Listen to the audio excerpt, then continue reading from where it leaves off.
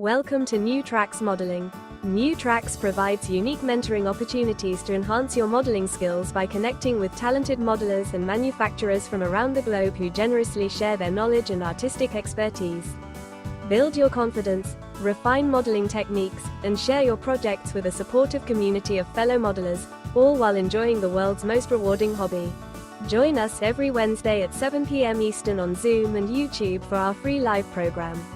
Missed a program? No problem. Individual show segments are uploaded to YouTube for convenient on-demand viewing. Be sure to connect with the New Tracks community by joining the New Tracks Facebook page, where you can interact with other modelers and see what they are modeling. Visit our website at www.newtracksmodeling.com, where you'll find information about upcoming events and the latest issue of our monthly newsletter, Observations. And now, here is the host of New Tracks Modeling, Tom Farrell. Good evening, everyone, and welcome to New Tracks Modeling, our live Zoom and YouTube show that airs every Wednesday at 7 p.m. Eastern. Pleased to have you join us tonight. Jim Kello founded New Tracks Modeling with a powerful mission to create a supportive educational community where experienced mentors help modelers of all levels grow and succeed in their modeling skills within the hobby. New Tracks media presence includes the live show you're watching now, our active Facebook page, our dedicated website, and the Observations newsletter, which currently reaches over 8,000 subscribers. I should also point out that the Observations newsletter will turn into an online magazine in June. We're working on that right now. We are also proud of our New Tracks Modeling Scholarship Program, which you'll hear more about shortly. Everything we do is completely free for participants, and our entire team operates on a volunteer basis, dedicated to serving the model railroading community. Before we begin tonight's program, let's take a moment to hear from our show's sponsor, Brennen's Model Railroading. Tonight's New Tracks Modeling Meetup is sponsored by Brennen's Model Railroading. For over 25 years, Brennen's Model Railroading has been offering unique products focused on the O-scale market. Their flagship product, Brennen's Better Ballast, was an instant hit and continues to be the industry leader. The prototypical size and natural color blend of real crushed granite make it the choice for discerning modelers. Since then, Brennen's has developed a complementary line of natural ground cover materials. Brennen's also has craftsman kits that anyone can build. The complete photographically illustrated instructions assume you've never done this before, and explain in step-by-step detail how to create an outstanding model. The Frank Ellison Tribute series of kits are amazing additions to any layout. These kits take Frank Ellison's scratch-built iconic structures to a new level using modern methods and materials with Dennis Brennen's additional details and amazing instructions. See the complete line of products on the Brennen's Model Railroading website. Use the QR code to visit.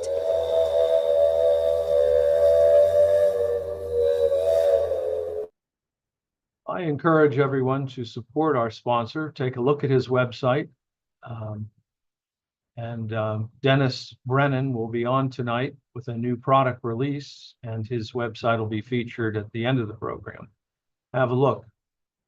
Now, let's take a look at the program for this evening's show. We originally scheduled Thomas Yorke, part 2, but Tom couldn't make it this evening, and we're going to schedule him sometime in May for part 2. That interview last week already has 250 views. If you haven't seen it, it's a great interview and shows some of the wonderful modeling that Tom has done in GN15. This evening, we're going to start the program with Father Ron Walters, probably our most distinguished guest on the show and most respected. He's going to do part 2 of his HO scale grandmother's house, which he featured roughly a month ago. Then we have our sponsor himself, Mr. Dennis Brennen. He has a new product release, Garfield electrical substation in O scale. And then we have Martin Brechbiel doing a new project, building a caboose in O scale, part 1. Then the producer of the show, Phil Edholm, is going to do part 2 of the Agnew station in O scale. And then I'm going to conclude with the Thomas Yorke engine house, single stall engine kit, resin kit. And then we'll have the show closing with Father Ron and the caboose. Before we get rolling, though, this evening, I'd like to highlight our New Tracks Modeling Scholarship Program. We'll begin with a brief video, and then I'll have a few words on the scholarship program.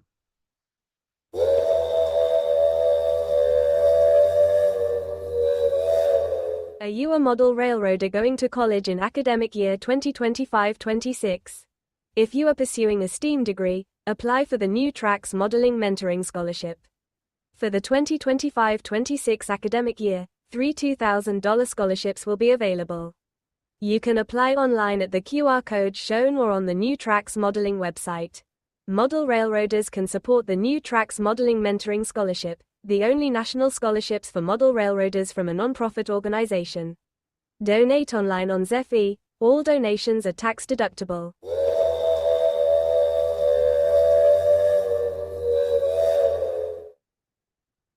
This is something that we really do that we can be proud of, and anybody that makes a contribution as part of the team. If it wasn't for the youth, we'd have no future of this hobby. And any donation, small, anything that you can afford, I encourage you to make a tax-deductible donation. It's easy to do. You can go online on our website. You can figure out how to do it with your phone, or you can write a check. The check goes to me and it gets deposited to our account. Right now, we're considering, we have applicants. We're going to give out for the third year in a row, 3 $2,000 scholarships.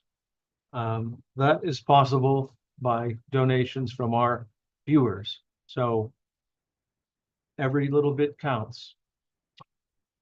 Okay, so next we're going to start the show with Father Ron, and he's going to do his part 2 of scratch building in HO scale, his grandmother's house. Welcome, Father Ron. Thank you, Tom. I'm sharing here and we'll get started.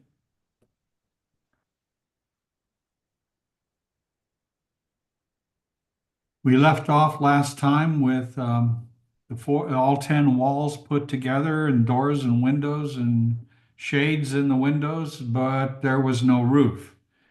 So the idea this evening is to continue with how I put kind of a complicated compound roof on the farmhouse. This is what the house looks like today. Many of the trees are gone here in this lawn area, but you can see the roof is kind of compound, and so I didn't exactly model it precisely the way it was, mainly because I can't get up there and take any measurements, and any kind of measurements that you might get off Google Earth might be close, but maybe not exact. Using Google Earth, I kind of drew out the nature of the roof kind of broadly and tried to figure out exactly how many feet each piece had. And what I discovered is that as I went along, I sort of had to work from guesses or approximations, because the information you can get by using the measurement tool is close, but maybe not exact.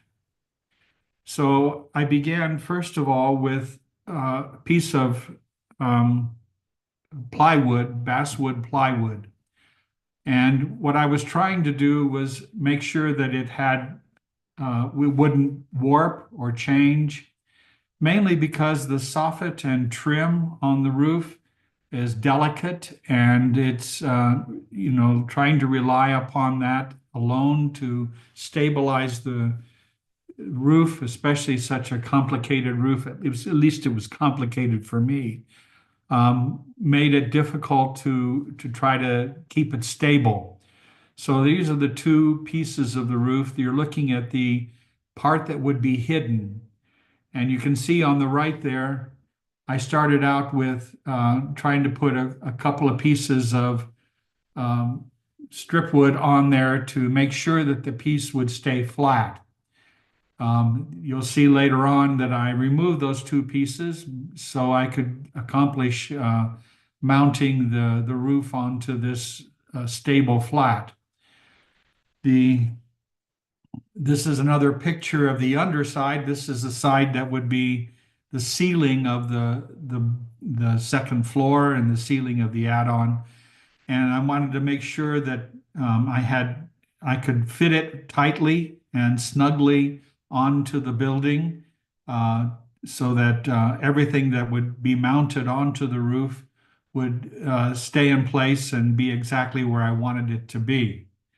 So the little X's are where I had stiffeners or wall bracing on the different walls. This is an example of the soffit and trim. The single piece here in the lower left was just an experimental piece to see what it would look like. That's a 2x12. And actually, no, it's not a 2x12. I'm sorry. I took a piece of basswood strip, rather wide strip, and cut it to the 2-foot length of the soffit that would overhang the side of the wall that would be underneath the roof on the side of the wall. And the two pieces that make up the trim are a 2x12 and a 4x4. So I wanted to see what it would look like up against the building, and it was part of the decision of why I went with the plywood basswood flat upon which to build the roof. And then you can see the pieces here that went together to make the different parts of the roof. This is not complete. This is in the process. Cutting the angles here in the upper left-hand corner, trying to get the 45s in place here where the inner quarters are for the roof. Some of this changed. I had to break this apart and re-glue it so it was at an exact 90. But this gives you an idea of what the soffit and the trim were before. And obviously this big long piece doesn't have any trim on it yet, nor does this have the trim on it. So it gives you an idea of how I put together the soffit and trim. Of course, all of this, after it finished, I wanted to make sure that it fit snugly onto the roof. And so these two pictures, the part that faces the road here on the left and the part that faces the east or away from the road here on the right, you can see the hole I had cut for the door that I'd forgotten to put in earlier. The porch roof is not on yet, and that'll be later. And you can also see here at the bottom, I have not put the foundation yet around the foundation trim, the original foundation for the building. So it gives you an idea here how tightly the roof fit. This is without paint, so you can see the soffit and trim. To glue that onto the building and then expect the roof to sit on top of the soffit and trim without that plywood, I thought would have been rather flimsy and not hold together well. So I wanted to make sure that plywood base and the soffit and trim basically would not move or would not crack or would not flex. This shows you here in the lower left, I had taken off those two pieces because I needed to put some strip wood here to hold the formers for the roof. The roof is obviously cardboard, and you can see the templates that I began with. These three center pieces span the center of this main part of the roof. And so I needed something here in the center between these two corners to hold these formers so that when I would glue the roof into place, it would have something to glue to here on the edge. And the other soffit, upper part of the soffit here would be hold this room in place. So I began with these templates here in paper so I could make sure that I got the triangles right here on the two sides. I guess there's a way you can do that in Inkscape, and I had done it before with a roof, but I forgot how I did it. So I did it the hard way here by starting out with the stable parts of the roof and then finding the right angles to fill in that. From the base of these formers to the top is 3 centimeters or 30 millimeters. And that's what I used as the height of the roof. And I had to take a guess here. I don't know what if you're planning on putting shingles on a roof, you have to know the slope, and if it's a 1x2 or a 2x5 or whatever. I don't know anything about that. I had to take a guess from what I could see and what looked right in the photographs. And so I settled on this height of about 3 centimeters or 30 millimeters as the height of the roof. And as far as the length between these three, it looked to me like it was 10 feet on the Google Earth measurement tool. And so that's what I settled on, was the scale 10 feet in HO scale to be the height of, or the length of that uppermost part of the roof. Here you can see the other side of that. I put the lines on so that I can begin filling in the shingles when I put the shingles on. And you can see in the lower center here, all of my pencil marks, they're all spaced 1 millimeter or 2 millimeters, I forget which, apart. But that would help me keep the lines of the shingles straight. Here on the left in this white piece of paper, this is the addition. You'll notice here there on the right of that piece of paper, I had planned to do a slope here. But when I realized, when I put that up against the building, that would create a pocket of water here on the side of the building. And you don't want that for the roof. You don't want a pocket of water laying there after it rains to rot away the siding and the roof. So I decided not to put that slope in. The front side, though, here on the left, did have a slope, so you can see that I've arranged for that in this plan. I used shingles from GC Laser. I don't know when I bought these, probably a while ago, and I used some of them on another kit, and there were plenty. What you see there is what's left over, because you can see I've got the roofs shingled. And also you can see that I've got the foundation on the building. This is stone paper from Micromark is what I used for the foundation. Cut the strips the right size. The shades on the windows, they were just some ordinary construction paper is what I used for those. I didn't put any shade in the addition here. You can't see anything anyway. It's all, there's no light in there. It's all sealed off. I used black construction paper like you would use in grade school for the valley. You don't see the valley covered here yet, but you can see that where the sides of the roof, the peaks come together. I've already covered them with construction paper. After this photo was taken, I filled in the gutter here. I guess that's what you call it, a gutter. But anyway, I filled that in with construction paper also. And finally, here's the finished building. Yes, over here on the right, the post for the for the porch is not correct. I fixed that after I noticed the photography after taking the picture. That's one of the things about photography. Sometimes you see your mistakes afterwards, and you go back and you fix them or correct them. But there's the finished building. You can see I filled in the gutters here, so that and it's got the pipes for the making sure there's air between behind the water and the toilets.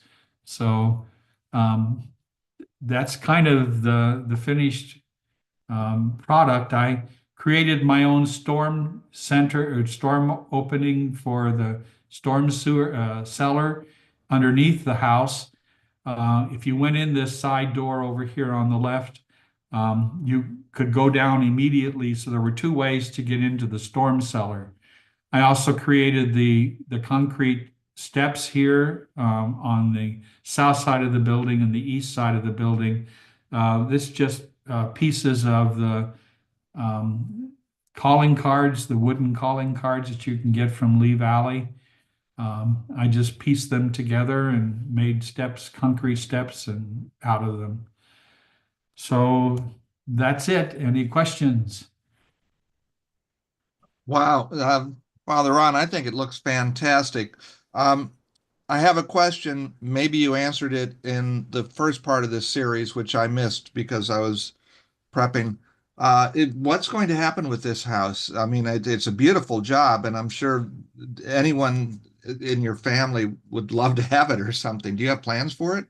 Yes, the sister I grew up with, she's 18 months behind me. Mhm. We visited grandmother almost every weekend. My mother, it was 12-mile ride in a car to get to grandma's house. And we would visit almost every weekend and encounter our cousins. My two youngest sisters, who are 7 and 8 years behind me, I was already in high school and college away, becoming, in the process of becoming a Franciscan. And so I don't know how often they went out to see grandma, but my sister Marilyn and I were there almost every weekend, and I promised that I would give it to her. I'll bet you can remember the smell of every room in that house. I Uh, remember well, my grandmother's house. we never got up to the upstairs. We stayed in the kitchen, dining room area, and in the living room where grandmother often sat. And we were outside mostly. Mom said she didn't want us in the house because we were rowdy and noisy. And go explore the farm, she would say. Anywhere you want to. Well, it's a beautiful job. I'm sure your sister will be very happy with it. Father Ron, this is Tom Farrell. Yes.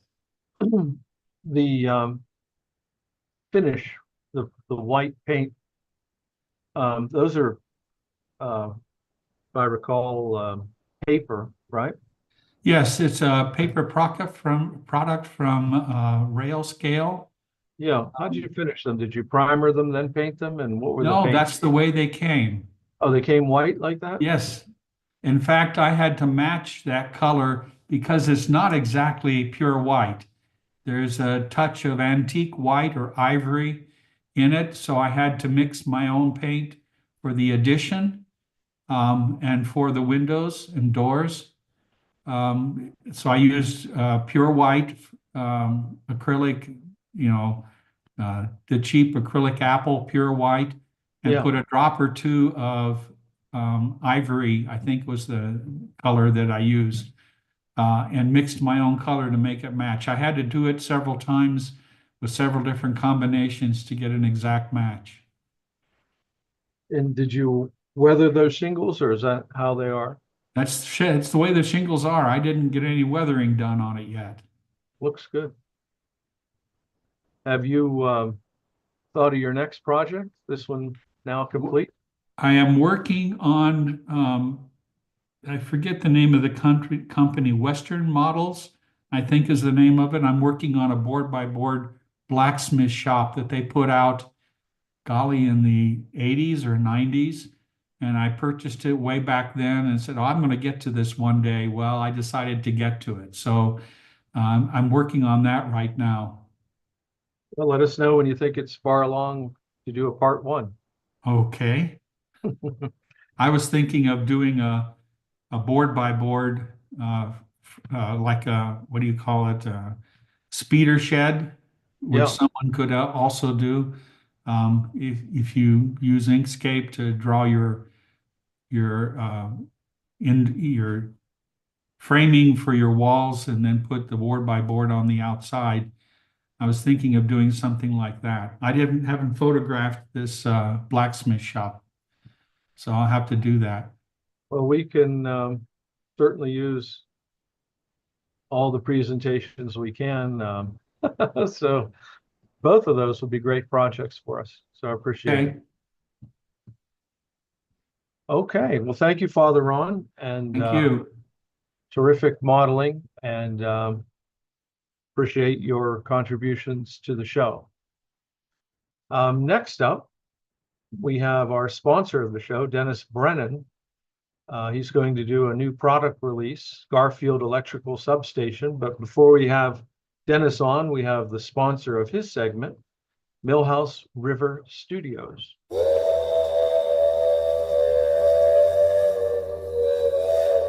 Millhouse River Studio builds model train working accessories that are made to last generations. Millhouse River products are built out of aluminum and have scale brass details that even the most demanding scale modeler will appreciate. Since our industry entry in 2009 with the introduction of our flagship turntable, Millhouse River has continued to add new, innovative products, like our scale transfer table, rotary coal dumper, flood coaling tower and, most recently, a working conveyor that transports coal from the dumper to the loader. All of Millhouse River Studio's stunningly realistic products are currently available in O scale. We are adding new scales on some products, including the upcoming release of an HO scale turntable featuring our aluminum construction and stunning brass details that is big enough to handle a big boy locomotive. When it comes to your layout, don't settle for less, get Millhouse River Studio.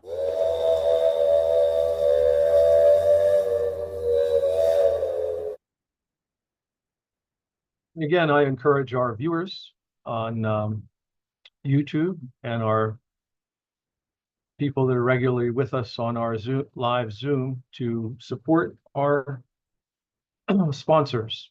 Go on their website, have a look, and if you see something you like, well, try it out. So next up is Dennis Brennen. How you doing, Dennis?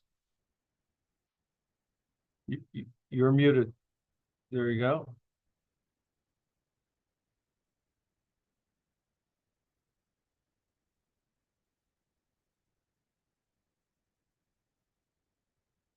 See the little red thing there. Audio, video.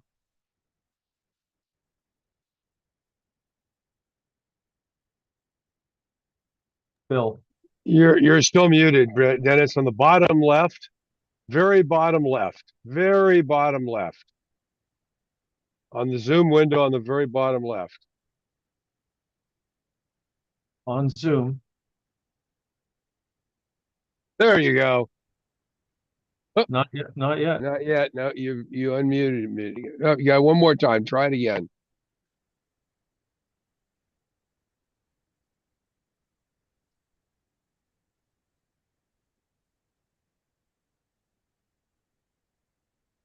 There's audio, video, participants, right down the bottom of the Zoom. Just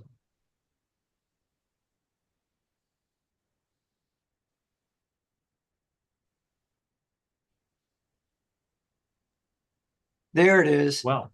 Okay. All right. Sorry, I couldn't get my screen up. Something happened. All right. Anyway, Okay, so welcome to the show. It's been a while since you've been on. You've been very busy. And yes, I have. and you've been busy on this new kit. So why don't we just jump right to that? All right.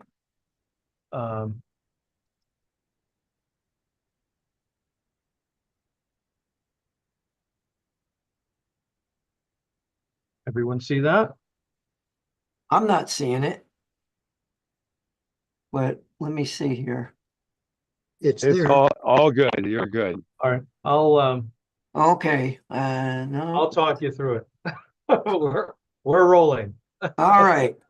It All says, right. At any rate, this is a small electrical substation. I call it Garfield Electrical Substation. Now, there's a little bit of history to electrical substations, and you got to think about the history because that's where the building comes from. And so only by knowing where it started can you make A, an accurate model, and B, located in a specific time and place. And so that's the kind of thought that goes into structures that I put together. Now, this one is my first signature kit.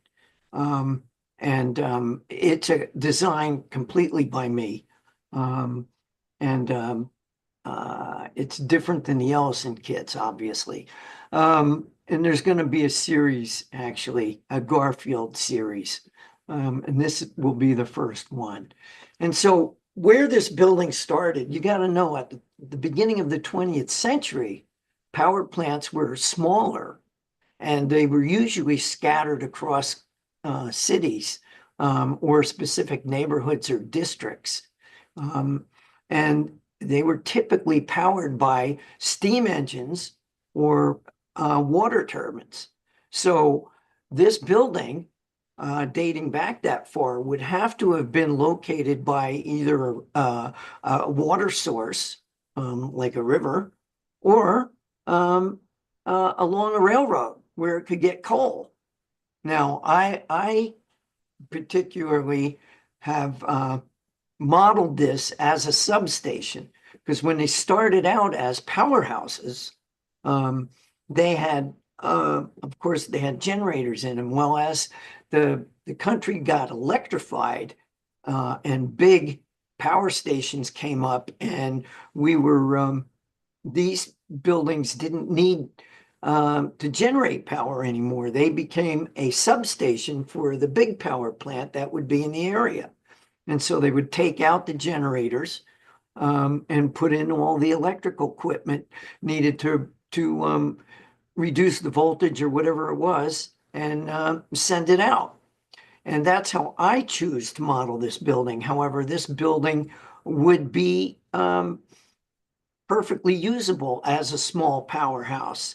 And railroads too would use these buildings. Again, at the beginning of the century, 20th century, railroads were starting to electrify. And so when they electrified, they would have, maybe they'd have a powerhouse and then smaller substations along the line. So this could be either one of them. And the same thing for trolleys. Trolleys often had their own powerhouse and then substations. And eventually they probably would have gotten into connected with the main power system, and it just became a simple substation.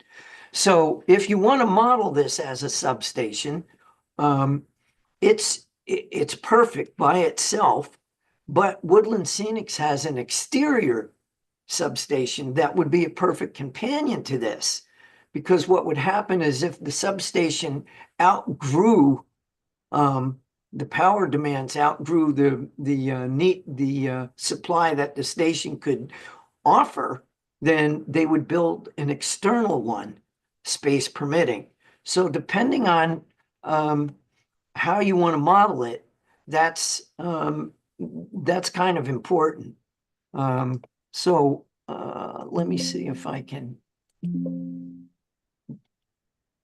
we're on the, I'm just going Yeah, through some of the now I can photographs. see 'em. Okay, Can so you see it? yeah, these views, this particular view shows there's a little office edition and the garage door edition. Now, I say addition, but it's really it could be an add-on, but I think it's really not an addition. It's just a bump out. And the garage door is high because they would have had to move generator in there at the time of the build. So that's something else you have to think about. And then, of course, the chimneys are certainly appropriate, because if you had a steam generator in there, you certainly would have to vent that steam. And then the cupola on top is important, because that would let some light in from above, and it could also supply some ventilation if necessary. But the windows are typical from that time period. And what I've done is I've frosted them from the inside, because I don't usually detail interiors. And so all I did was spray low odor clear matte spray, or just regular matte spray, clear matte spray on the windows. And the windows are basically a sandwich. There's what I call the backer, which attaches to the inside of the wall, and on the backer, the mullions and the clear glazing go. Now the backer, because these are long windows, it also has mullions on it. Typically backers don't have mullions, but this one does. And so, and the same thing with the cupola. So if you wanted to light this building, I also conveniently cut out the roof, so the cupola spans an opening. So if you're lighting the building, light will go up through there. And of course you've got, this is typical. And then the cornice and the foundation are both stick-on. There's 3M sticky back tape on the back side of them. And along the foundation, the same thing. So the walls are flat, and then you add these pieces on, and it just bumps it out ever so slightly to give it that extra dimension. And this cornice treatment here is pretty typical for that time period. And then there's a roof cap on top. And then the roof, you can see it even better here. And then the cupola is wood, but it's also on a concrete foundation. And then the roof for both the little garage extension and the office extension is corrugated. And you can see the building is made out of MDF. It's 1/8 inch MDF, and it's laser cut. Yeah, here you go. You can see this, and there's also concrete, basically supports for the chimneys. And there's the concrete foundation here. And what comes with the kit is a little bit of my fine superior sand, because I felt the gravel roof looked really good on this thing. And then this is the roof cap. And so there's 3 pieces for the cornice, the decorative piece, and then a strip that goes over it, and then the roof, and then the cap for that. And then also there is brick detail inside, which is an add-on piece to make that thicker. And so it looks like it's really a lot thicker than it is because of the way the roof cap is situated. But that's about it. Not sure what else I can say. Gonna release it hopefully summer 2025. We're going to be, I just finished the kit today. Just finished putting it together. And so now we have to package up all the parts, and I hope to have that done within the next couple months. So maybe early summer, sometime in June. And expected price is $149.95. And if you want any more details, just give me a shout. Okay? And that's about it. Well, thank you, Dennis. That's a fine looking kit. And I'm not sure people realize how much effort goes into one of these. But it takes a while. And, you know, when did you start on this thing? Well, the planning, I mean, it took, are you talking about from concept to finished product? Yeah. Well, I had the concept several years ago. And typically it would take, typically I try to get it done within a year, but my laser cutter got really jammed up, and he ended up having to take extra work outside of laser cutting, like get a real job. And so I got put on the back burner. So this has gone on much longer than I hoped it would. But typically these things take, before I build, this is the third model I built. The first model is based on a drawing that I come up with. And then I changed some things on it. I didn't like the way the garage door looked. It was too big. And so I changed that. And there were other little tiny things that I changed. And so I built that model. And then I further refined it. And this is the final model. So typically I'll build 3 models before I'm happy. Because a drawing and 3D are 2 different things. A flat drawing doesn't really give you all of the parameters that you might think. Well, it's certainly an evolution, and we look forward to the release. And thank you for sponsoring the show.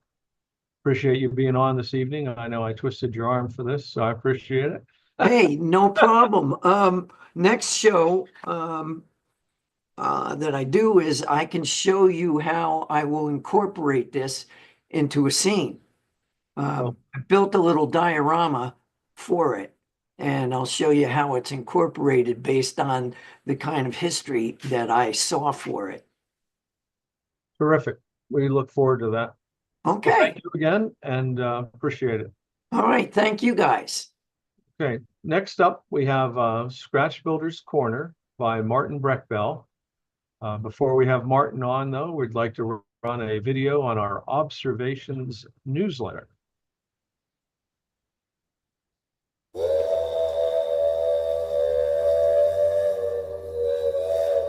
Get more new tracks modeling by reading the monthly Observations newsletter. Each edition of Observations includes exciting articles about modeling shown on the show, other modeling topics and prototypical railroading information. Other articles focus on outstanding model railroaders and new products from a range of suppliers. Don't miss the photos of the popular new tracks my build. You can download Observations for free from the New Tracks Modeling website. Subscribe so you don't miss an issue.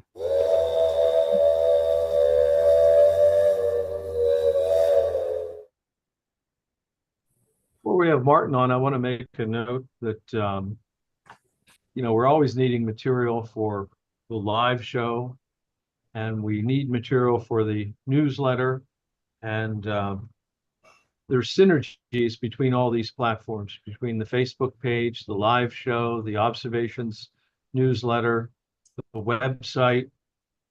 We're on the throes of the May issue of the Observations newsletter will be the last issue, because we're going to switch to an online magazine. The online magazine steps up the game. We need more contributors. We need more articles. It can't just be the Martin Brettfeld and Tom Farrell author program. we need support from you folks. And I urge you to contact me or Martin, and I'll work with you to take your PowerPoints if you've done a live show, and we can convert them to an article. Doesn't take much time, and we need content. And remember, we're trying to build a platform here. It's all driving the basically the scholarship program. We're trying to bring the youth into the hobby. So we want to make interesting articles and interesting programs and interesting platforms to grow this, so we can grow the entire platform. Well, anyway, Martin, you're next with your building a Western. I can't have my glasses on. The building and I got it. you got it. All right, good. I got it. I got it right here. Well, I had it right here. There it is. Peacock. Yeah. Yeah. It's that place in Georgia. DeKalb, Western. And this will not be part one. This will be part one through the end, since I have a little bit of time and I don't have a lot of slides, oddly enough, for some reason. So I'm stretching it out for 15, 20 minutes as best I can. And there's what this thing looks like. It was an old box car, and they cut some windows, added some doors. And this is in Davy's book, Mixed Train Daily. I don't remember what page it is. I cropped it out. And this is the information you have to work with. So there's probably better or more somewhere, someplace. I don't know who has it, but you know, if you have a picture, you can build. You might make some assumptions along the way, or some measurements with a ruler and scale things around. But this is all I really need to make something that looks interesting and unique. We're going to start by assembling the basic Huff and Puff boxcar, old time 36-foot boxcar. So I'm not even going to go through that very far at all.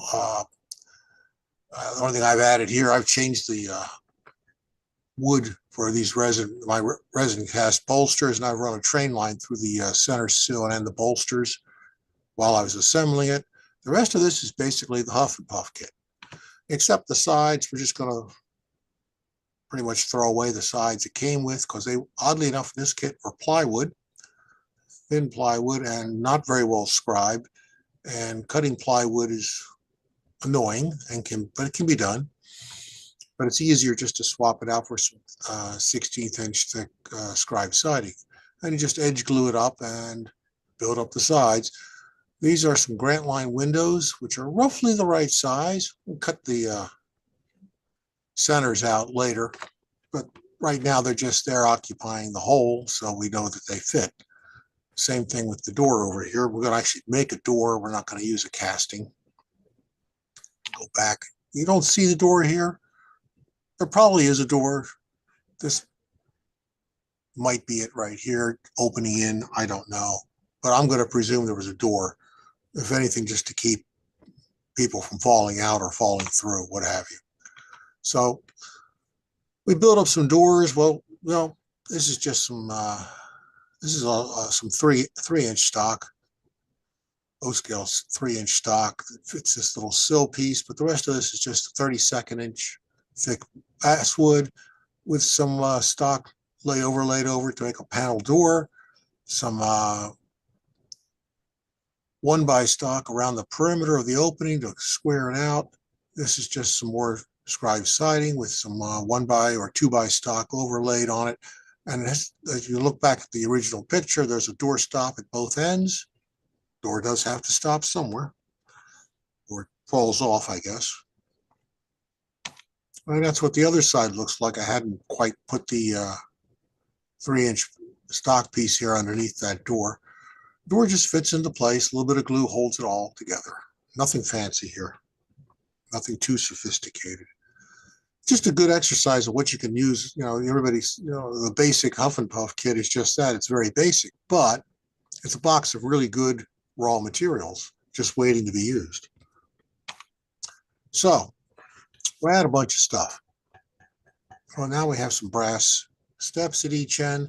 I glue those on with some goo and CA, and then actually there's a hole in them. So I actually drill through the hole, and those are pins that I've snipped off, dipped in CA, and put through the hole in the stirrup step piece of brass. That keeps them from coming off a lot easier. This is just some styrene. It's folded around the ends. Folding styrene is not hard to do. It just takes a little persuasion, and if it breaks, well, that's what MEK is for. You can just weld it back together with MEK back into place. You drill these all out, drop in some nut bolt washer castings. This is just some brass wire for the grabs. That's a pin for the doorknob. More nut bolt washer castings. This is a Berkshire Valley casting. A little more styrene across the top. Just glue it in place. Drop some more nut bolt and washer castings in, and more on this end. And strangely enough, the other side looks just the same, only reversed. But you do one side, take a photo, print it out, and make sure you got it right on both sides. It just keep track of your symmetry as you put things together, left and right sides. So it's a mirror image. And so the underbody, not quite the same as what was in the kit. Got a K-brake. It's just a white metal casting. I don't know if that's the one that came with the kit. The one that comes with the kit is pretty crude and probably best used, probably best disposed of. This one's not too bad. And you drill it out, lots of 25 thousandths brass wire with Grant line clevis is made from truss turnbuckles. You just put this together, glue it all together. These are styrene that's been shaped for the levers. 15 by 60 thousandths brass for the lever hangers. And I had, oh, they're not, yeah, they are. You can just barely see them. There's actually some little tiny brass clips that fit over the train line, which hold it down and tight in place. I think those are like HO or N scale stake pockets, but they fit over 30 thousandths, 31, 32 thousandths brass, phosphor bronze wire perfectly, and drop that into place and keep it from moving around. A little bit of CA and they don't go anywhere. Okay, the brake end. You can see the end pieces wrap around, and there's nut bolt washer castings in those. We have a precision scale brake wheel and a ratchet and pawl casting down into a piece of square box brass that I used for the brake stirrup here. And this is just an old metal stamping, brass stamping from either Athearn or All Nation, I don't know which, but fairly common. You can get these. What you sometimes have to do, though, you have to be a little careful where the hole is that goes through them, depending on your end sill on the top of the roof here, which is, I've actually added a piece of wood to the edge here. You may have to re-drill this hole and move it out a little bit just to make it run down through into this sill and be fairly straight. That's all soldered, this brake wheel is just soldered to the shaft and threaded through everything, and a little bit of CA holds it in place. And this is the empty end, which oddly enough is empty. Not too exciting. There's your roof. It's just more scribe siding. This is a 1/32 thick scribe siding with Grant line roof walk supports and some 3x4. Yeah, this is 3x4 for the end walks supports. And I leave those off to pre-paint them all, and then pre-paint the roof and add them on later, which probably is in the next slide. And thus it is. There it is. So everything gets painted. And you see I opened up the windows and painted them and glazed them, put them back in. I don't know what color that paint is. I think it's actually mud, which seemed to be an appropriate color for a shop-built, home-built caboose. All the miscellaneous metal parts have been painted black. The roof, I think, is actually a depot buff along with the windows. And the walkways up above are all roof brown or tie brown. I don't remember which. Everything's painted black. Just make up your own roof grabs, just folding up some 25 thousandths wire. Grab irons on the ends, on the sides. Just drill them and slide them into place with a little bit of CA, and do that right before you paint everything, and you're done. Add trucks and couplers, and there's our car. Now, where did I get the decal? Well, I made the decal. That was done in PowerPoint, printed out, and one on each side. And there's the roof. You can see all the details there and the paint colors. And there's the end view.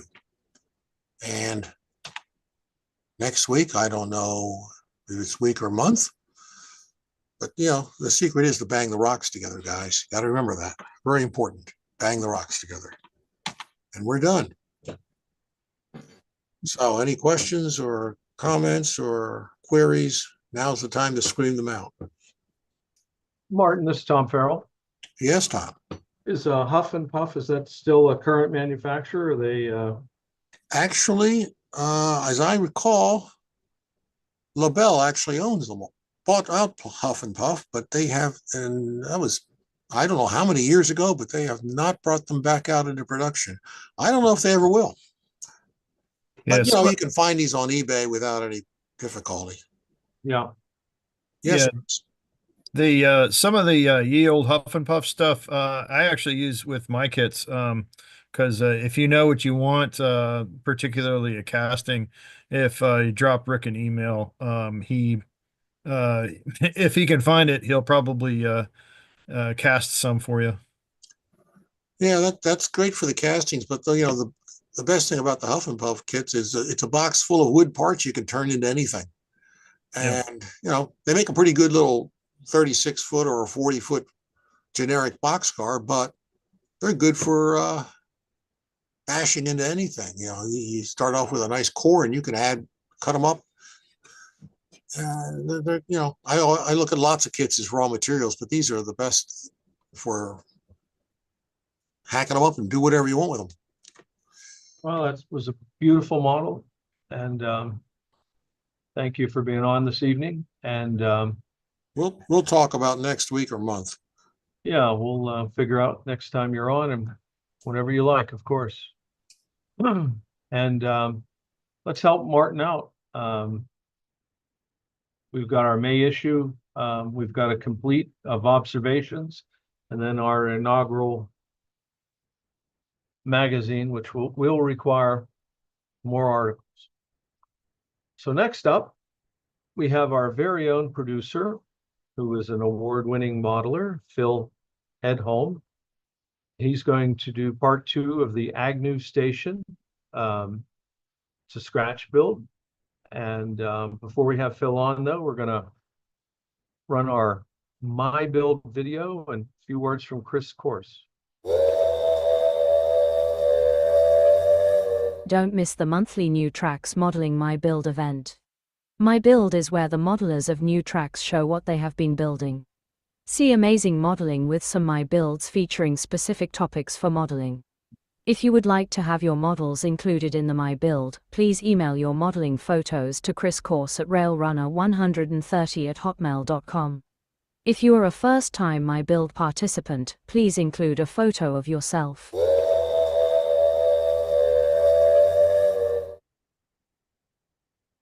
Now, a few words from our Chris Course, who is the segment host of My Build.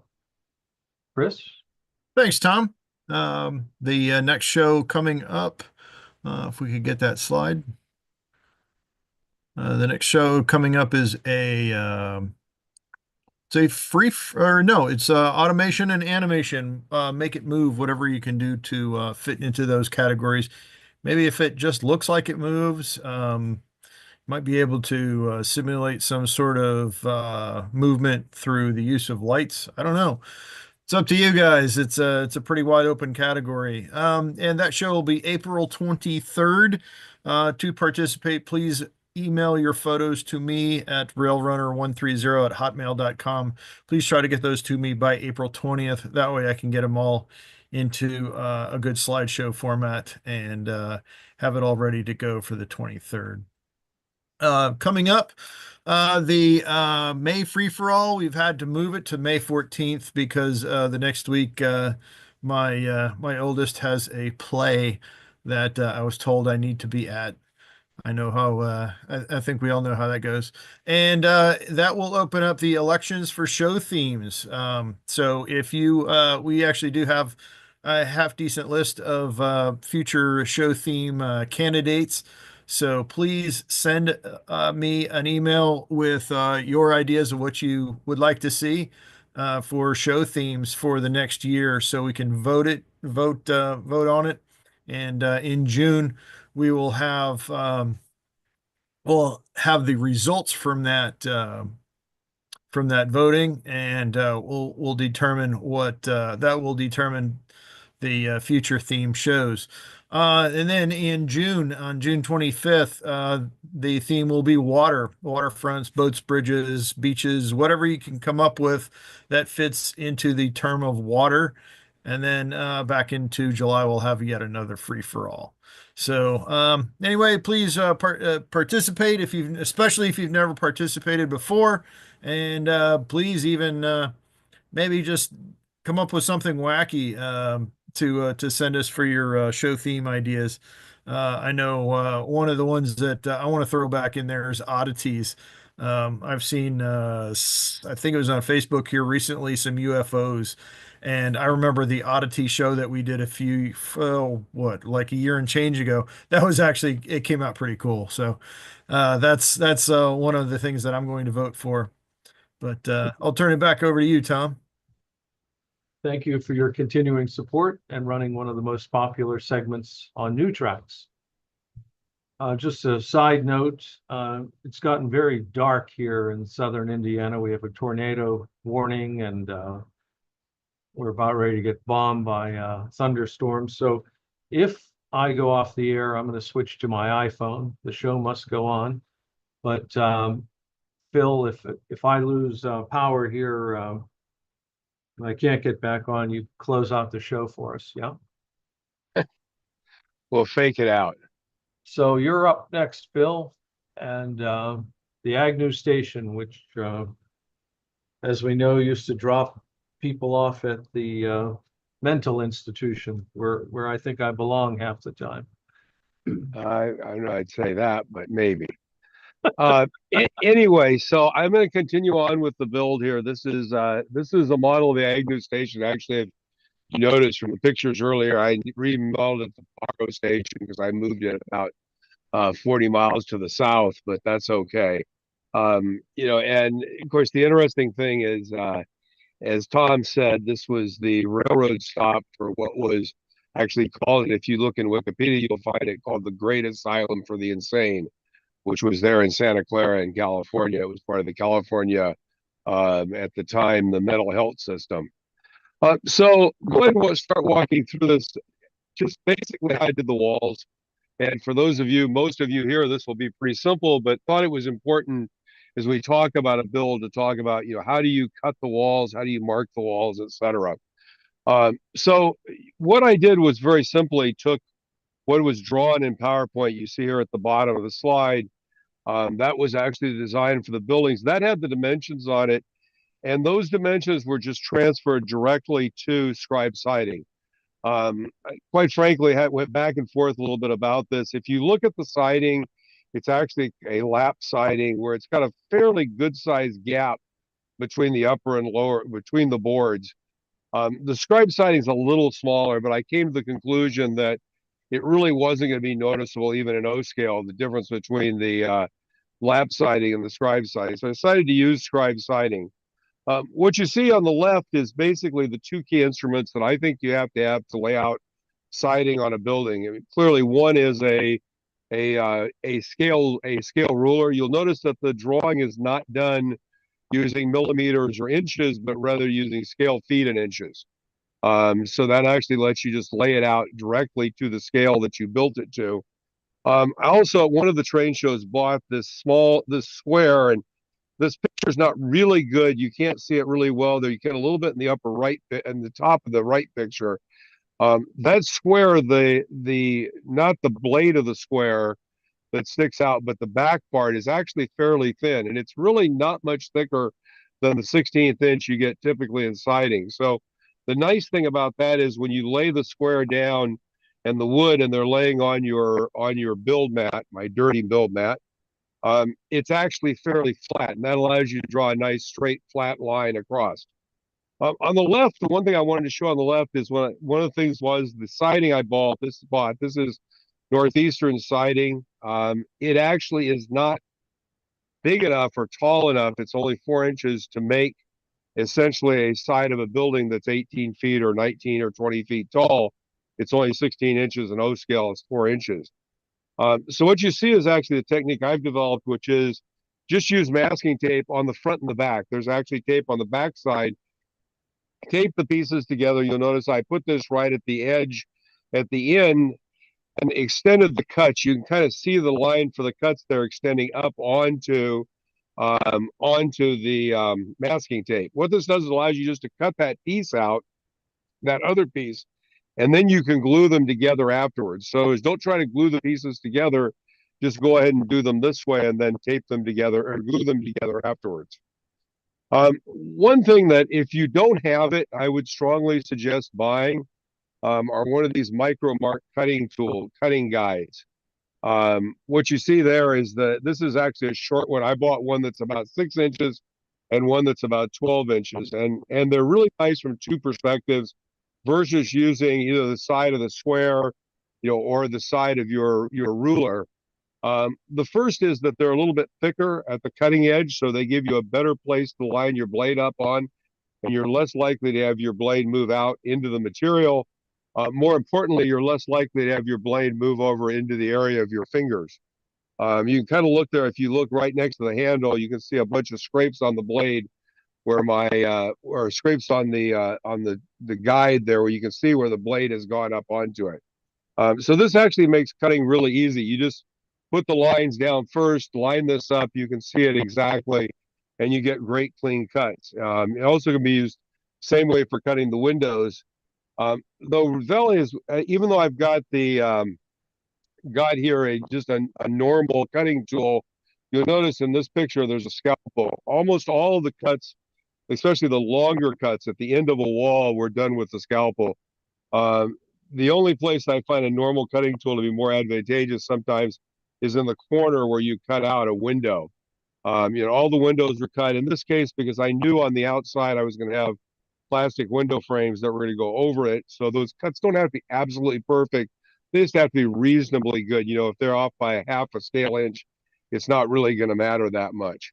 The other reason I included this picture, this is actually the dormer. And there are a few things on this. I had this picture. I thought it was a good place to show a few things. One is you'll notice that the window frame, which is a tissue window frame, is actually painted brown on the inside before it was installed. If we turned this over, it would actually be painted green on the backside.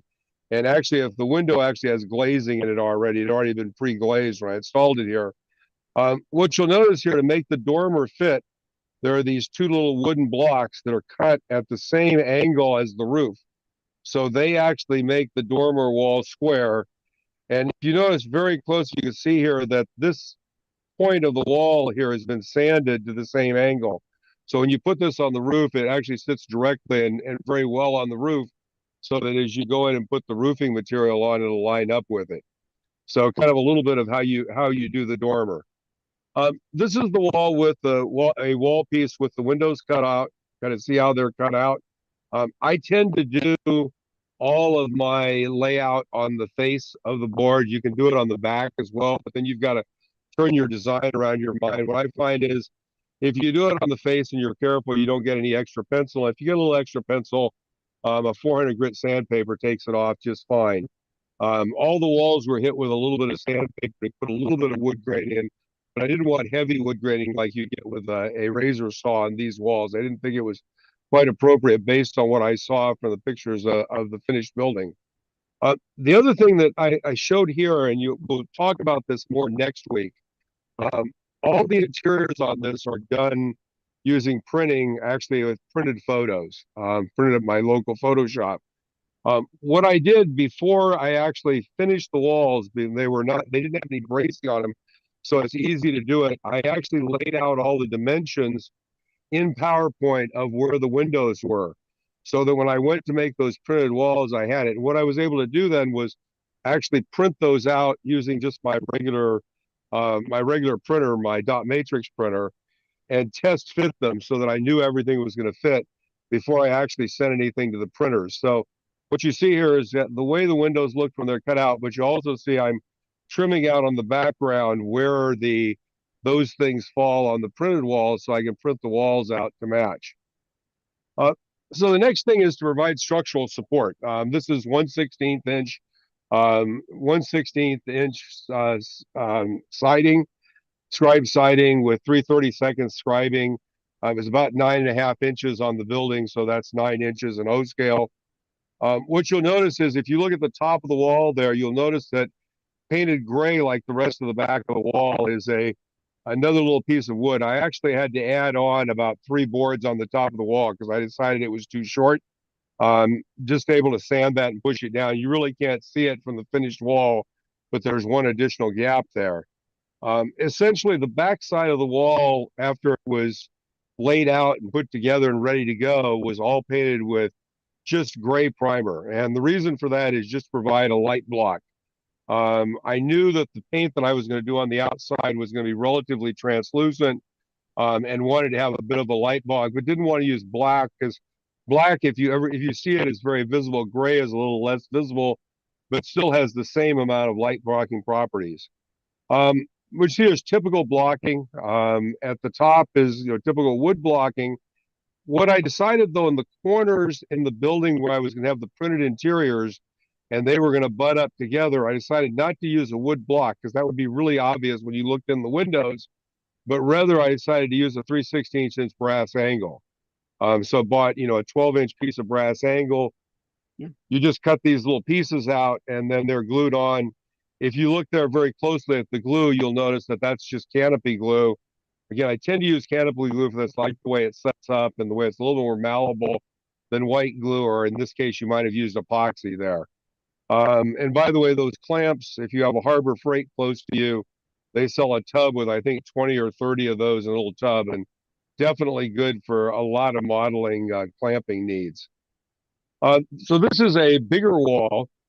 And what you'll notice here is that on the right is the actually 1/4-inch brass angle, and on the left is 3/16 inch blocking and across the top. So the blocking across the top is there just to strengthen the wall and sturdy the wall up because it's going to be freestanding in that dimension.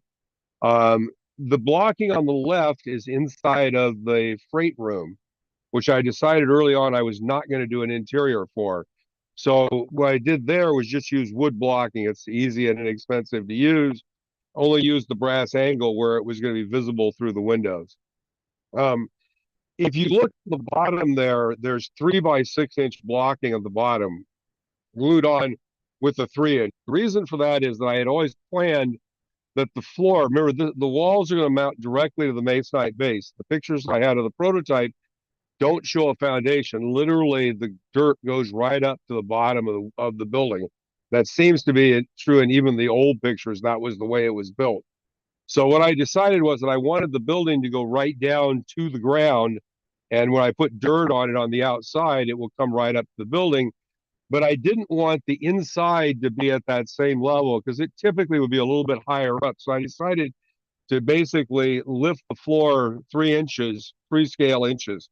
So by putting the blocking here on the side, it gave me something to glue the walls down to the masonite with, and then I could fill in the rooms with just some 3-inch, use 3x12s, just basically scale lumber, and put those in to put the floor on. And I'll talk about the floor because again, the floor was a picture photo printed floor in the building.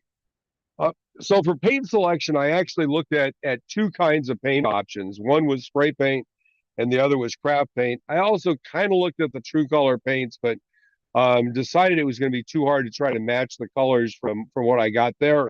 The beauty of both the spray paints and the craft paints is I can take my part locally and do a real comparison at the store. I tried two green spray paints, one for the walls and one for the trims, and I found 2 craft color paints, one for the walls and one for the trim.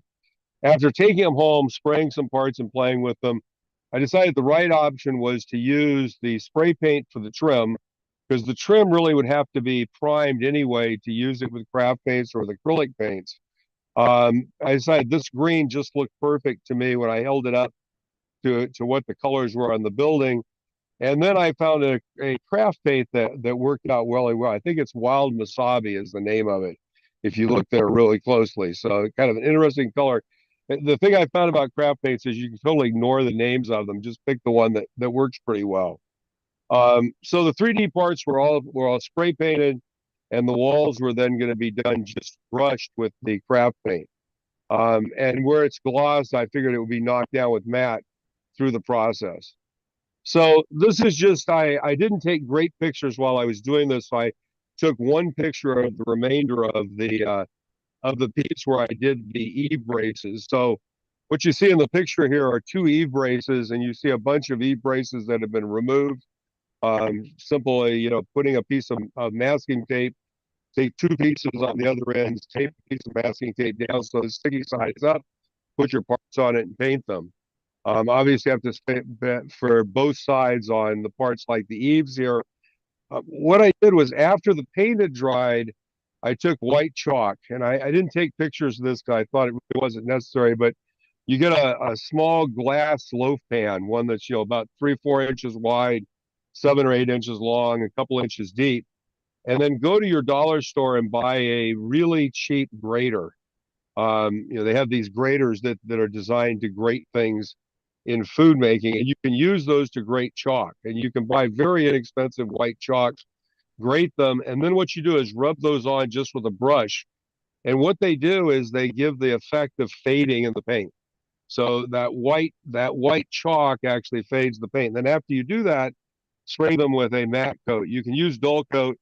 Dull coat, quite frankly, around me is up to about $9 for a little can.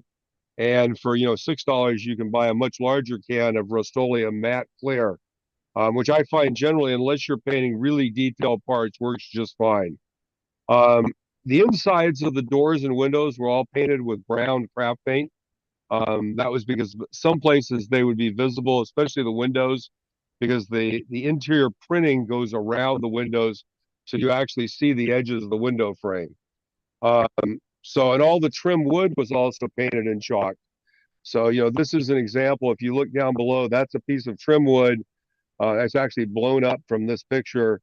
So what it is basically grained with a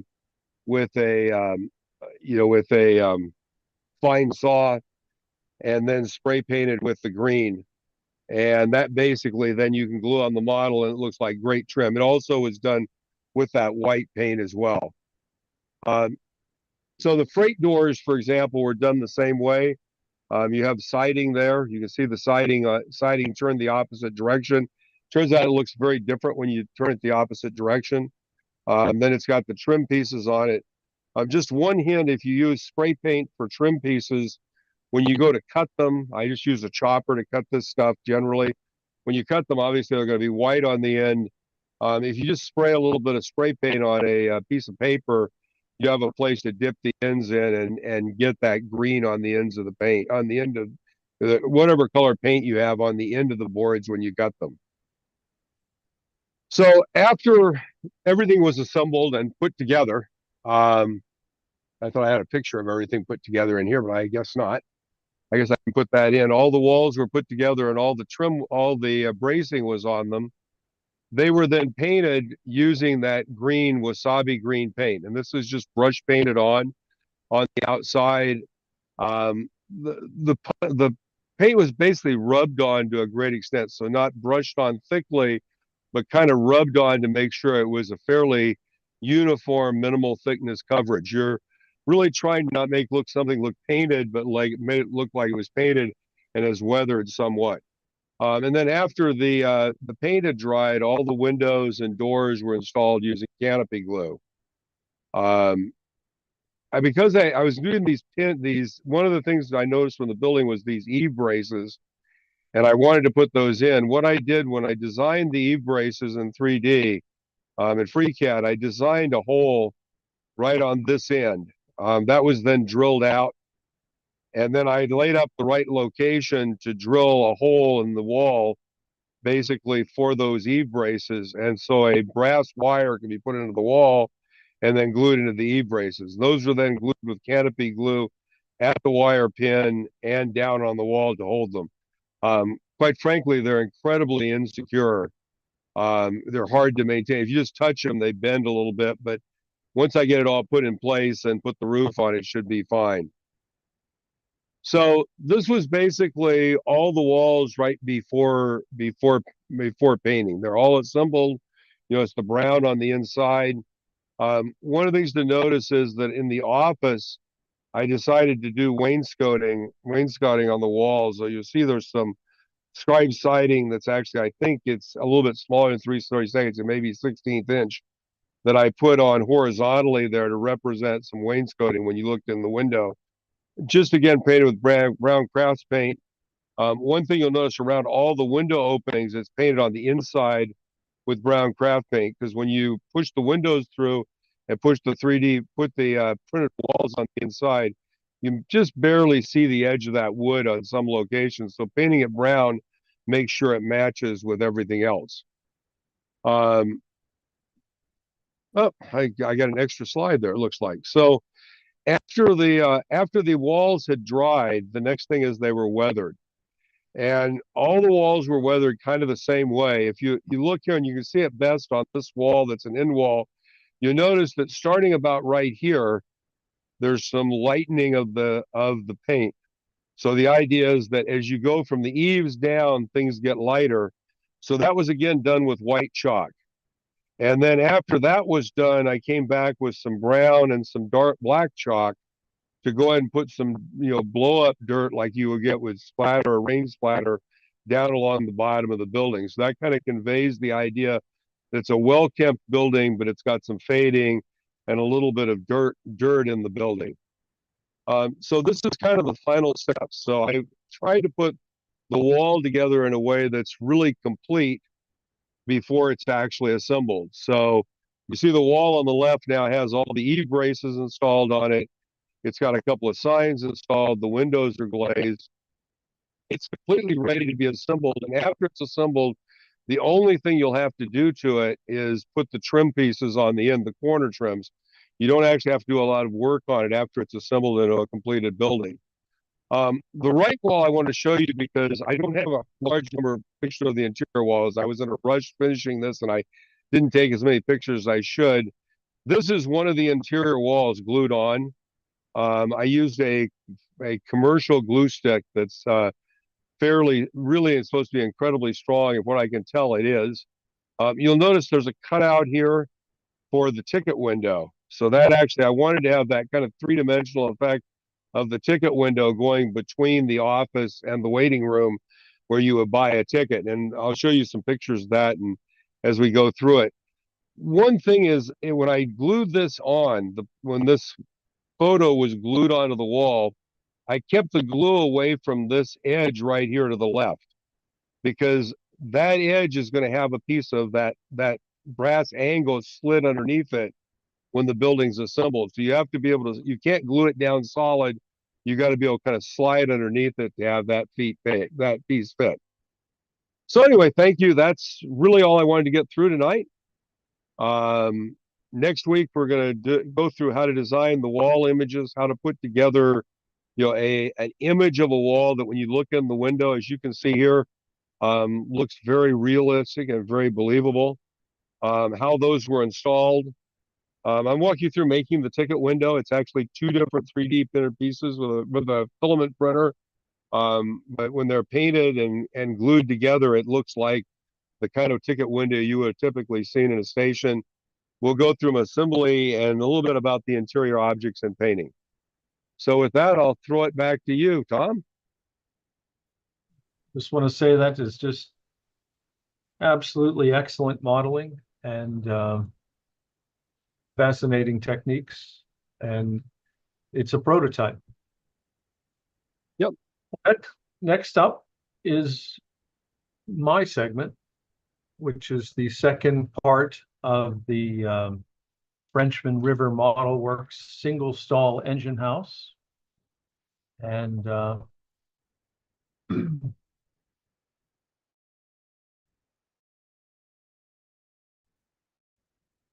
let me, everyone see that?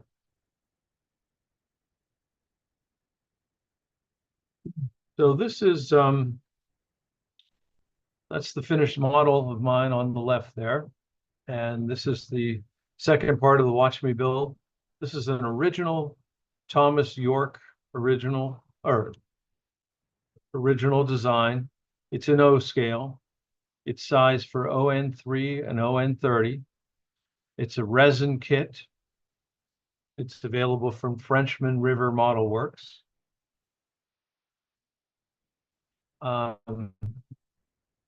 In previous shows, I've built several Frenchman River Model Works structures. This lobster shack was one. Becky Sue's House of Beauty, which I call Jack the Clipper. That is a Thomas Yorke.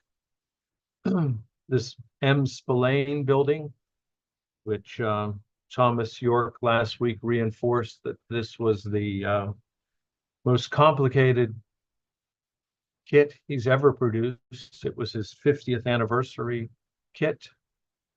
I'm always saying these resin kits, the art is in the finishing and painting of them as they come gray, of course, and you got to make them look like this.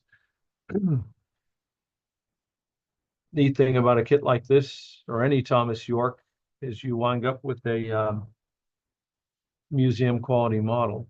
All these things from Frenchman River Model Works are just phenomenal. The details just incredible. This lobster boat I did a couple years ago on the show. I mean, all the way from the detail of the ship decking is molded in. Everything you see there comes with the kit, the exception of the figures. Anyway, I urge you to support our sponsors. And you can see FrenchmanRiver.com if you're interested in doing this single stall engine house. For a limited time, there's a 20% discount.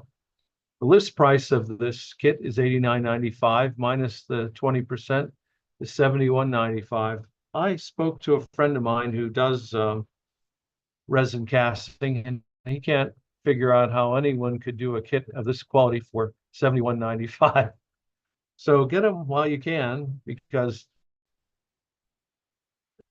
as you'll see, this turns out to be just a magnet. It's easy to put together, and as I'll show you with these simple YouTube details and a optional removable roof. The kit does not come with a removable roof, but I took it upon myself to do some roof detail, and you'll see it really makes this a standout kit.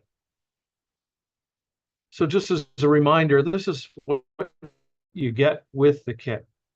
These are resin cast, all these parts are resin cast. And he gives you the interior details as well. This is the cupola here. These walls are detailed only on one side. They're cast.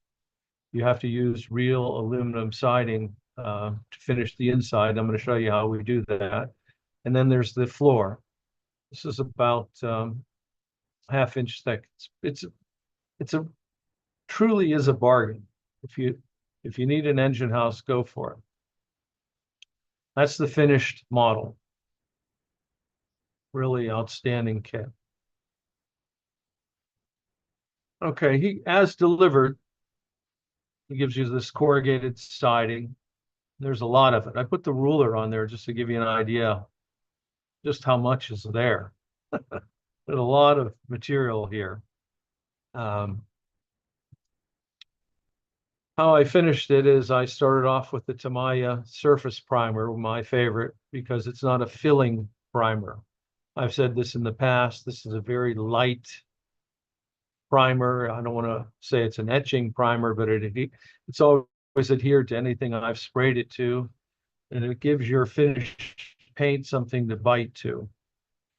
You just take paint and paint pure aluminum, you might get a bubbling, you might not get a good adhesion. It's always good to primer well, anything, a resin kit and this actual metal siding. Next, I used Floquil. I'm certain there's other paints out there. Floquil is not my first choice. First, it's no longer made. Second, it contains all kinds of solvents that are bad for you. But it works really well, even though it kills you in the process. So I put bright silver on there. That's what it looks like. Then I did my first layer of dark rust. I took a sponge, a natural sponge that I got at Hobby Lobby, a whole bag of them for under $4. I put out a dark colored acrylic paint, dabbed it on the sponge. Sometimes I dab it on a cloth because you don't want excessive paint. And I just put on my first layer of rust. Then I went to a second layer of a medium color just to add a little depth of field to this rust. And then I went to a third layer of a light rust. So it's basically base color. This is all with a sponge. And every time I switch colors, I cut that portion of the sponge off because you don't want to muddy the colors. I should also point out that after this first layer of rust, I sprayed it with dull coat. Then I added my second layer of a medium rust and I sprayed it with dull coat. Then I did my third layer of rust and I sprayed it with dull coat. Thomas Yorke reinforced.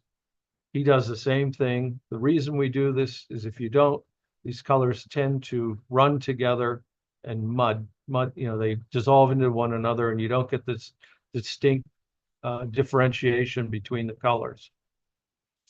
Then I began cutting them up into pieces. I started on the left here with putting in a corner piece. I super glued them onto this framework. This is the resin behind. They provide this wood.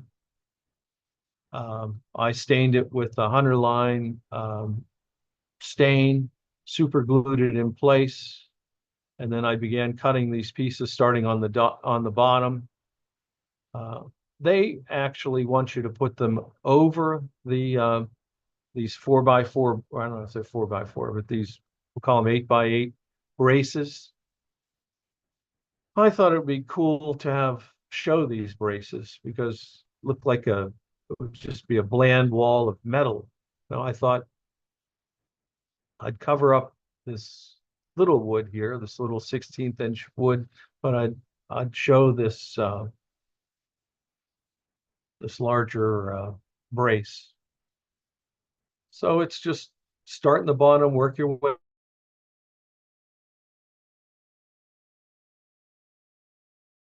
on the window.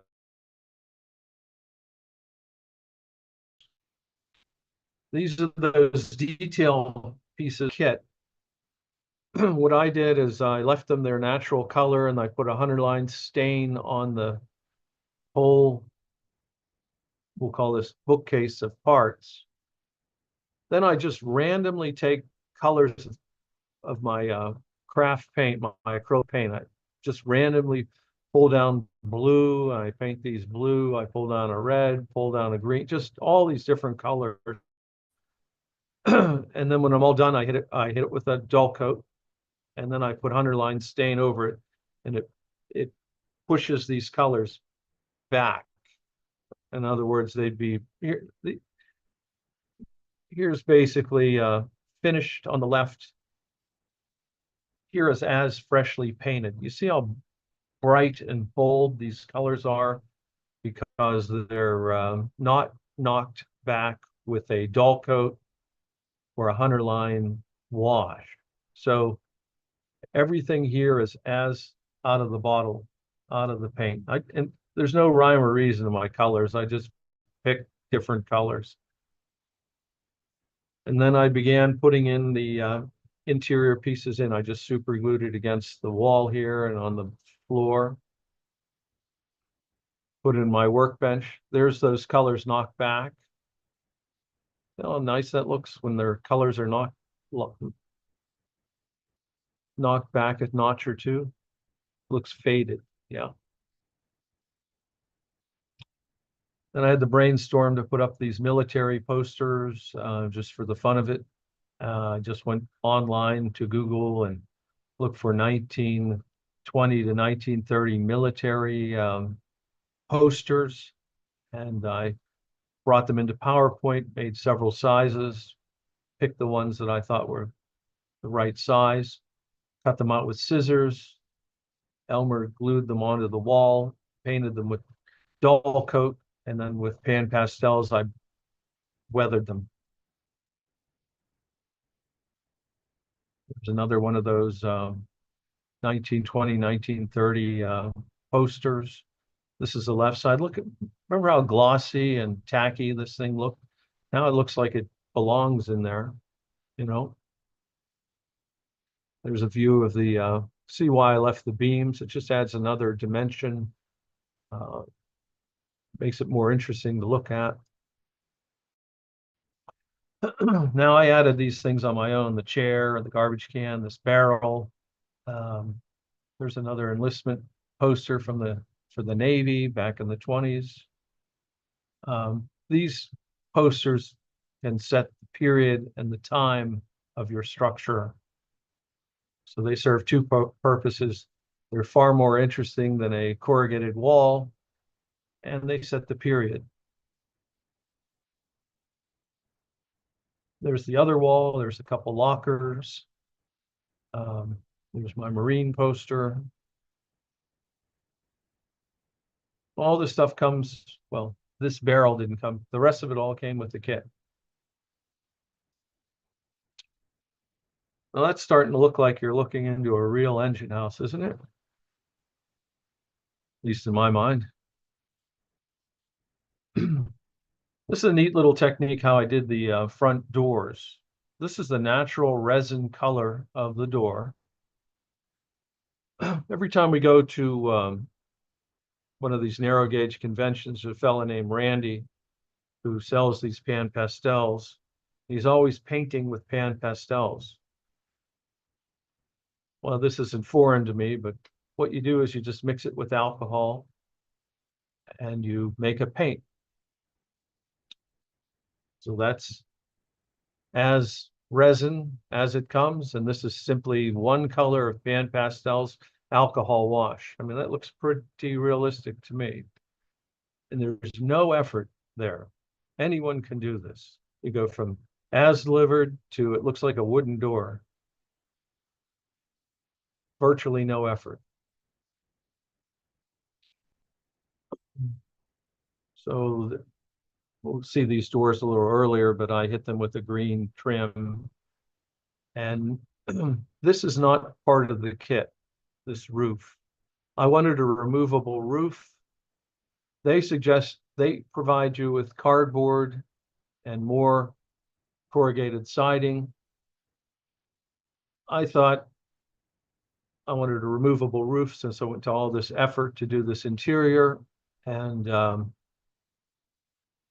I'm not a big fan of cardboard on anything. So as you'll see, I use a different material. So I built this up with 2x6s, basically, scale 2x6s. I just put them in one at a time, put in these spacers. Now you see how all the details coming together. See how that roof's looking with the interior, all the weathering. I mean, it's looking really slick. And all the detail work is done for you. It's a resin cast building. And oh,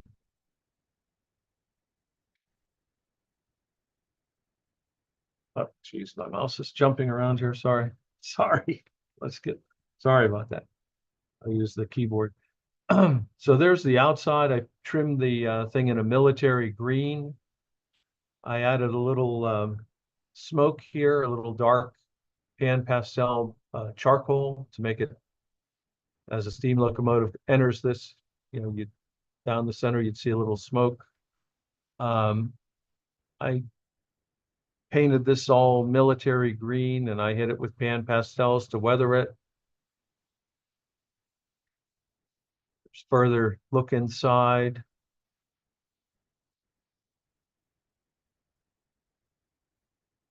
Now, instead of a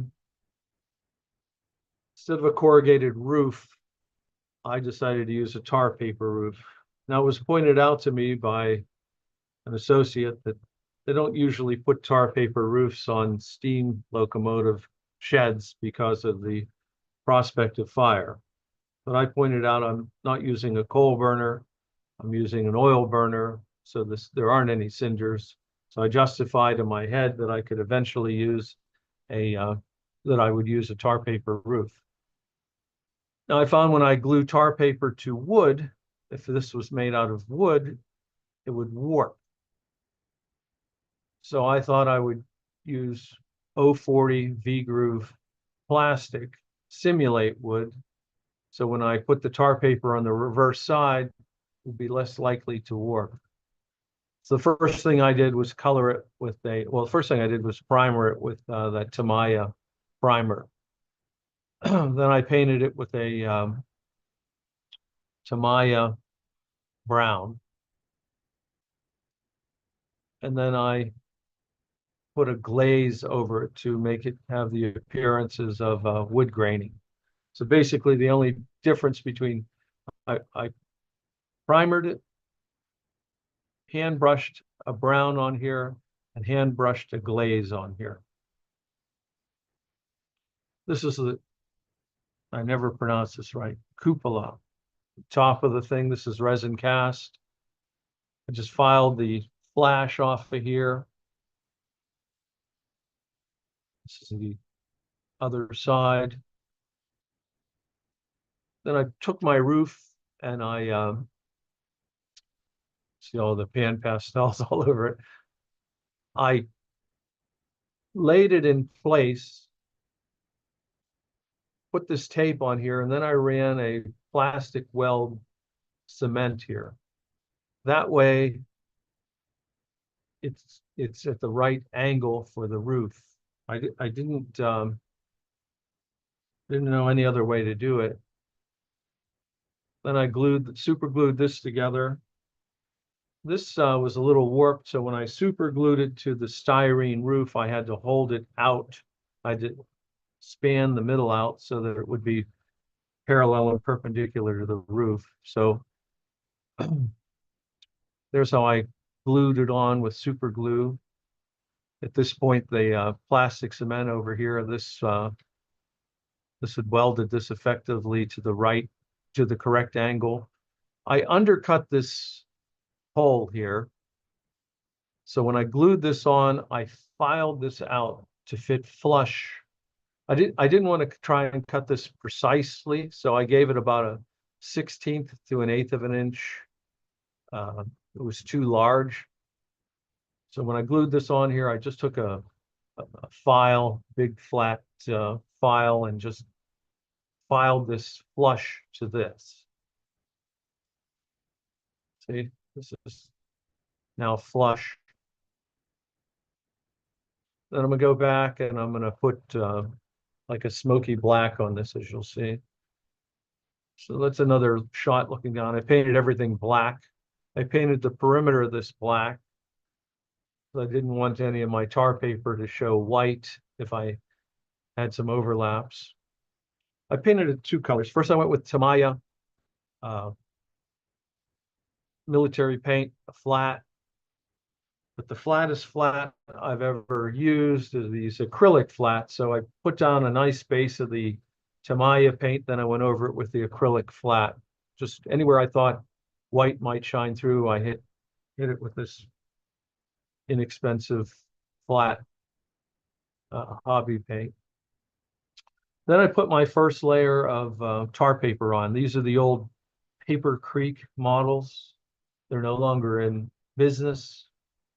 I have a master and I simply make copies. They're no longer in business, so I don't have a guilty conscience about that. Makes for a very effective roof. I cut it out, you just cut them out with an X-Acto knife. I edged the white edge with a black permanent marker So when you look at the side of the cutout, you're not seeing the white, you see black. So you can see some of my marker here. Then I went back and I added additional bracing to this roof to make a truss. This adds a lot of detail to the kit. It just takes patience.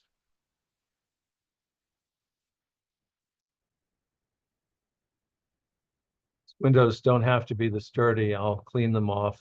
A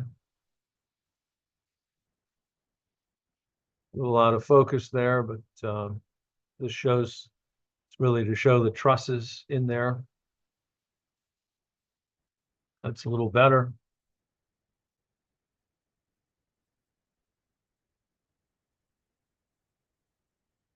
It's a really handsome kit. Put this Grant Line light on here. This is the roof in place. That's a nice contrast. You know, in my opinion, the corrugation would have been too much metal work, and I like in the rust. Just like the look. You know the rules. My railroad, my rules.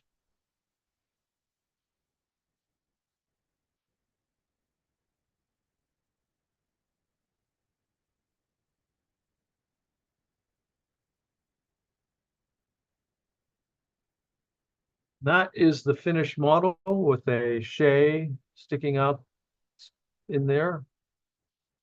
And again, I encourage you to support all of our supporters, Brennen, all the people that support the show. Frenchman River Model Works is a friend of the show. They're offering a discount.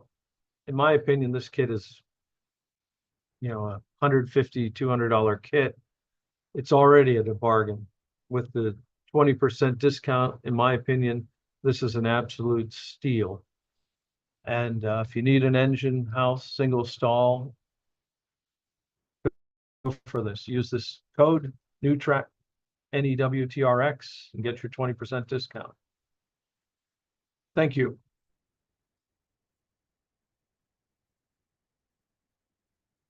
Tom, this is Jeff. Are you going to put interior lights in there? You know, Tim Malena, who was the reference for telling me not to put a tar paper roof, he keeps telling me I should put lights in there. I can. Even if they're non-functional, consider putting in those We Honest industrial lights hanging from the roof trusses. All right, I will.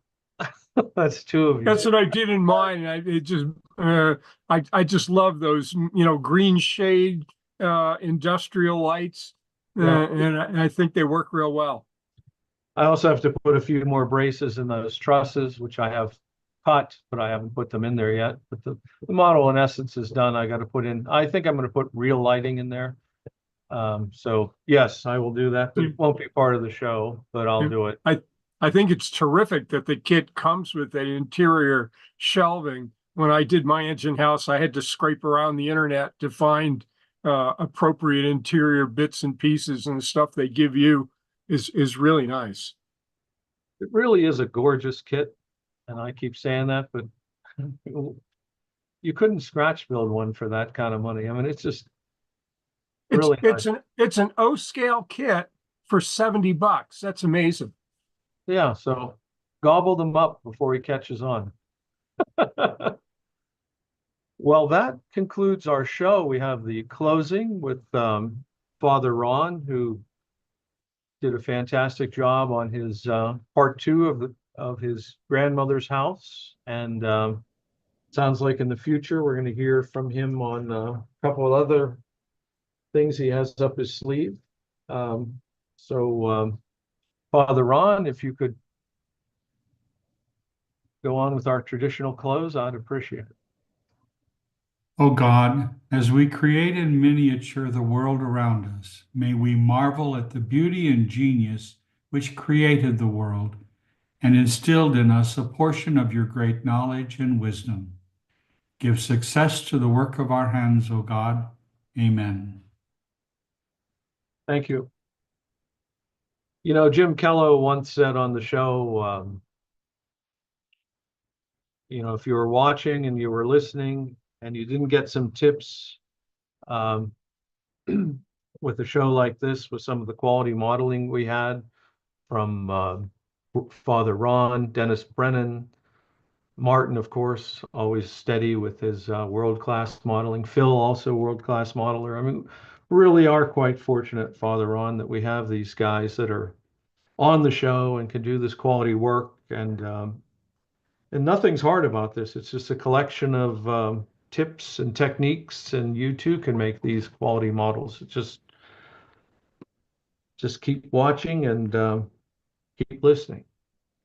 So next up, before we close the show with the Caboose, we're going to run the New Tracks live donation video and then have our Caboose.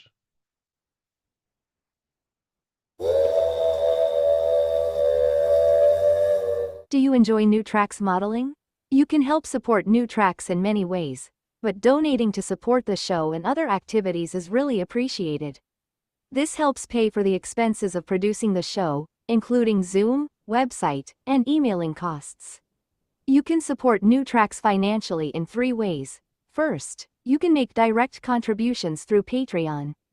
With Patreon, you can make a single or monthly contribution to New Tracks. You can also contribute through YouTube by using super stickers and super chats to donate. Finally, when you watch a YouTube replay, letting the ads run will increase the payout to New Tracks. Thank you for supporting New Tracks modeling.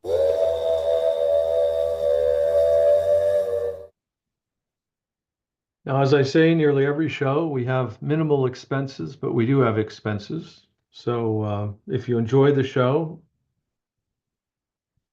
contribute, and we would appreciate it. Okay, now, Phil, if you would, this is the German lock. This is inspiration for animation. So for those of you who are working on an animation project, a little bit of inspiration.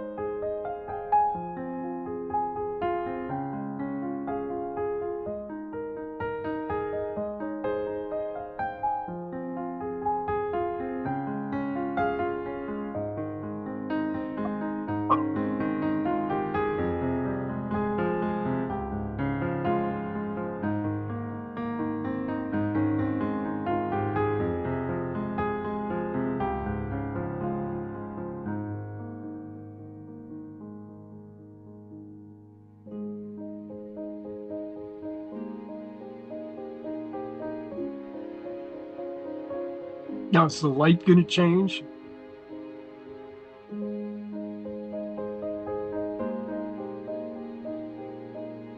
Probably not till it comes out.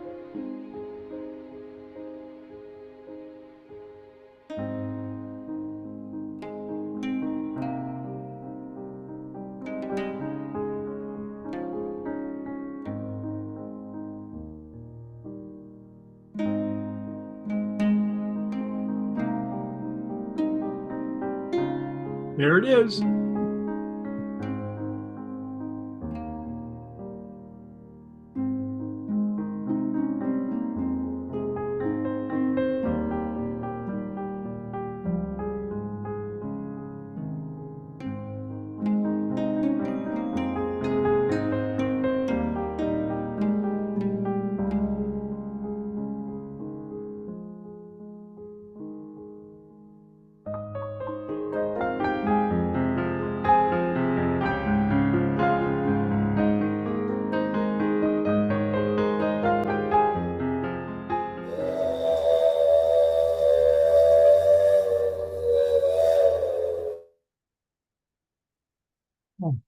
Das war ausgezeichnet.